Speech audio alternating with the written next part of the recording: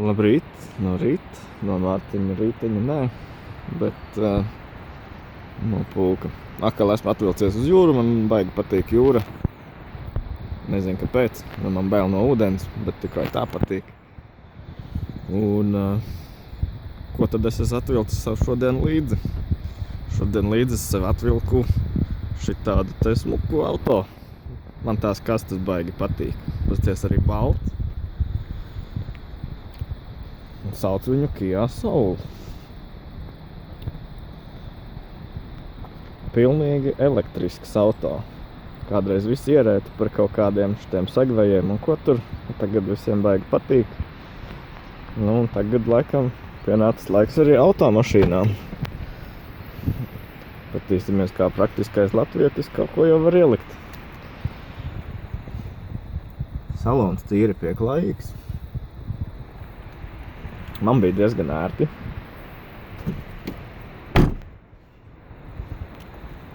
Beņķi var regulēt tikai ar roku, bet es neesmu izlepis cilvēks. Man tas pilnībā nesatrauc. Beņķis ir noregulēti tā kā priekš manis. Un šitien te es varētu pat braukt tā kā līdz Viļņai un vēl tālāk. Sēdeklis ir pārsteidzoši ērts. Vietas te ir daudz. Priekšā kāds ir laikam sēdējis garāks cilvēks, tur tā kā vietas nav tik daudz.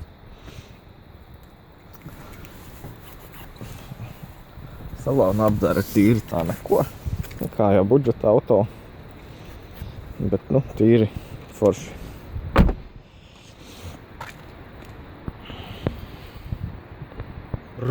Bija aizgājis līdz jūrai, šausmīgi augstu šodien ir vājprātīgi. Bet par laimi, rekā viņš iedarbojās, nospied pogu. Par vienu maksās 6. Ui. Par laimi šitam pasties ir gan kondicionieris, gan klimata kontrole un sildām beņķi gan priekšā, gan aizmugurai. Re, šitie te. Tā kā cerams, ka būs ātri sasils. Jā, viņš ātri sasils, tāpēc, ka šitam esot siltumsūknis, lai ko tas arī nozīmē. Un ka viņš ātri uzsilda mašīnu. Pasties jau siltums nāk, jau viss forši. Sapnis ne auto. Tagad brauksim apakaļ uz Rīgu. Te laikam var redzēt, nevar redzēt. Nav tā, ka neiet. Visus šitos te Land Cruiserus var sabaidīt. Nē, šito nevar rādīt taču.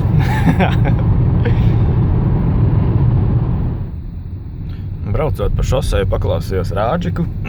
Diezgan labi skan pat manām izlapušajām ausīm par prieku. Tā kā baigie trokšņi tā kā nebija arī salonā dzirdami no šosejas. Tagad pamēģināsim, kā ir uz bruģa.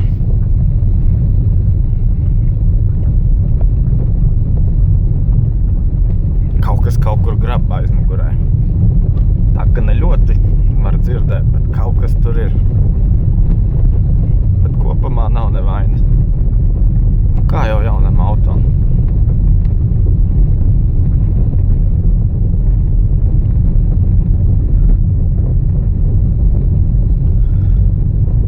Pamēģināsim tagad nākamo līmeni. Šitais bija tāds gludais bruģis.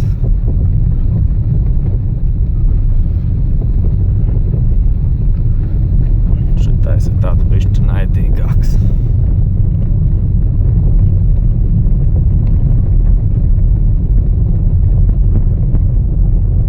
Bet, jāteic, ka tīri neko.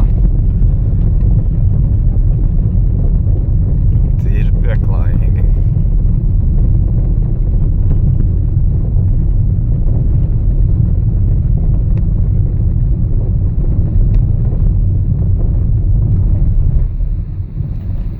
Braucot ar šito auto, pilnīgi gribās dzīvot zaļi. Tāpēc ņemšu un aizvadīšu savus vecos datoru lūžņus uz pieņemšanas punktu. Pasties, tāda diezgan liela kaste. Un vēl drusku, ja tas ir pie mammas uz laukiem pēc kartupeļiem.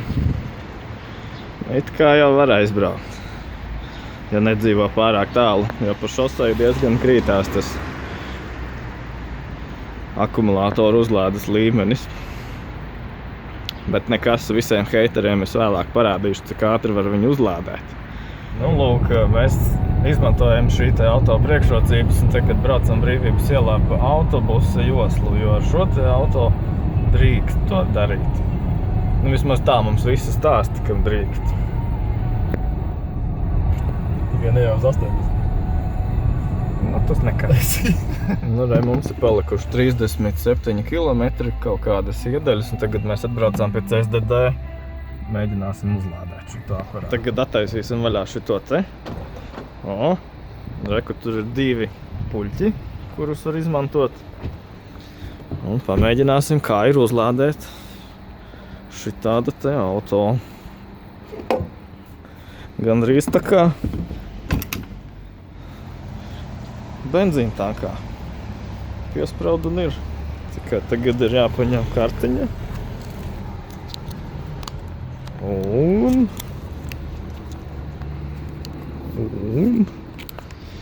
Un re kāda kartiņa. Un pamēģināsim uzlādēt.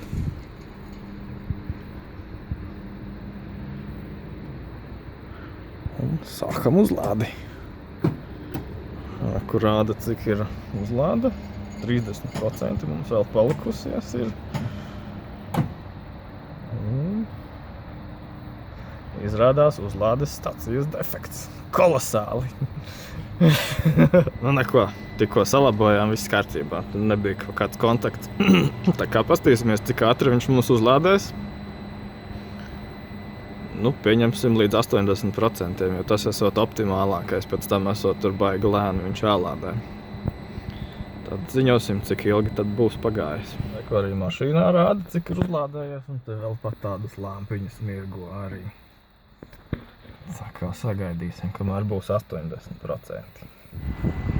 Kamēr mums te lādējās, tikmēr es mēģināšu apstīties, vai var pozitīvu sāru šito te izdzīvot. It kā jau teorētiski te vietas ir daudz, bet viens mīnus ir tas, ka šo te plauktiņu, kā es esmu pieredzis no Hondas, ņemt ārā un nolikt šajā te starpā starp priekšējo un aizmugurējo beņķi, lai te veidotos virsma, kur nolikt spilvenus. Nav iespējams nolikt šajā te mašīnā. Līdz ar to te ir jāvedā līdzi dēlis, nu vai saplākšņa plate, pareizāk sakot. Tā kā tas ir viens no mīnusiem, ka tad nav standarta aprīkojums pozitīvusam. Un arī, ja te ielien iekšā, tad, nu tā, ka te baigi vērti jau nav. Tā kaut kā. Nu tur vajag kaut kādu vai figņu, lai būtu ērti. Labs, bet jau. Bet vietas te ir daudz vairāk nekā Hondā. Jā, tur var ielikt leduskapi un tad var mest virsū spilvenu. Kaut kā tā. Jāsteidz arī, ka pozitīvsā īpaši rāģiņu nepaklausīsies, jo uzlādēt tur nav kur. Lūk, ir pagājušas 18 minūtes nepilnas un ir 80% uzlādēt. Pilnīgi patvaļīgi.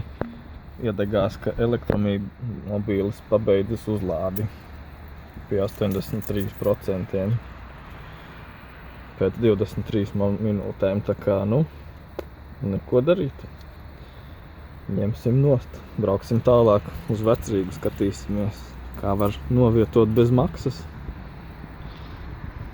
Šo elektromobīli mums rādīja 83% stacija un var nobraukt 113 km sakal pēc 23 minūtēm laikam. Tas ir plus 80 laikam. Nu nav slikti, man liekas. Varēja būt labāk, kā teiktu latvietis, bet nav slikti. Reku tur vienu nabadziņu noķēra. Viņam nav elektromobīlis, viņš tur nedrīkst braukt.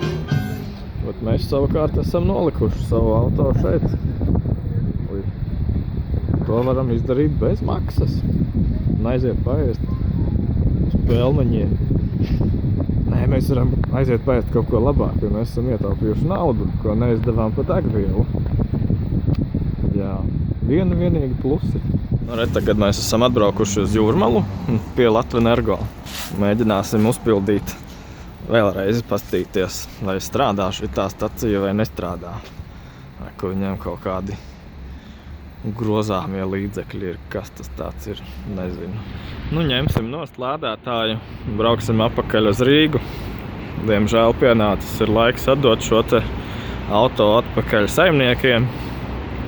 Jāpateicās paldies viņiem par tādu iespēju izmēģināt šo te auto būves brīnumu. Jāteic, ka man patikās. Bija forši. Būtu nauda noteikti arī nopirkta. Tā kā ir uzdevums. Ir savu plusi, ir savu mīnusu, bet pagaidām plusu ir vairāk nekā mīnusu. Tā kā cerēsim, kad arī man šitāds kaut kad drīzumā varētu parādīties.